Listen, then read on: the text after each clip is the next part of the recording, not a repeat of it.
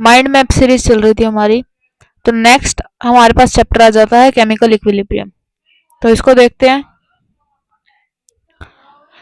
इसके अंदर फर्स्ट आ जाता है हमारे पास इक्विलिब्रियम कि इक्विलिब्रियम क्या होता है। द केमिकल रिएक्शन जो करती है क्या, बोथ डायरेक्शन के अंदर काम करती है, यानी कि रिवर्सिबल रिएक्शन होती है, उसको हम बोल देते हैं equilibrium.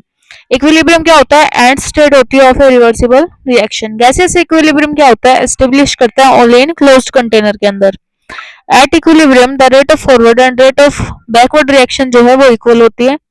At equilibrium the concentration of reactant and product क्या होती है, कांस्टेंट हो जाती है।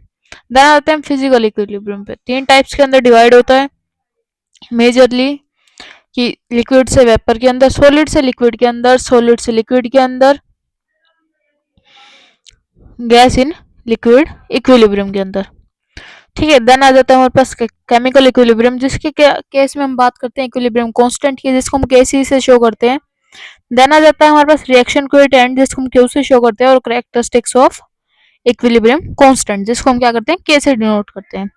देन आ जाता है हमारे पास एप्लीकेशन। द वैल्यू ऑफ के जो है डिपेंड करती है ओनली ऑन टेम्परेचर। इफ के फॉर द रिएक्शन, देन हमको रिएक्शन दे रखी है ए प्लस में बी इज इक्वल टू, मतलब रिवर्सिबल रिएक्शन के अंदर काम कर रहा है, सी प्लस में डी के केस में।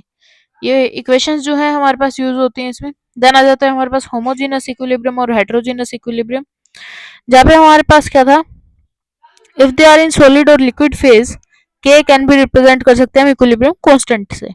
Then if they are gaseous phase के अंदर, तो के कैन बी के पी कहाँ पे क्या होता है कि प्रोडक्ट के केस में यूज करते हैं। फॉर ए जनरल रिएक्शन हम बात करें तो ए प्लस में बी फॉर्म करता है, सी प्लस में D in the case of reversible reaction. Then हम बात करते हैं यूनिट ऑफ इक्विलिब्रियम कांस्टेंट की। तो उसके अंदर क्या होता है हमारे पास यूनिट ऑफ केसी।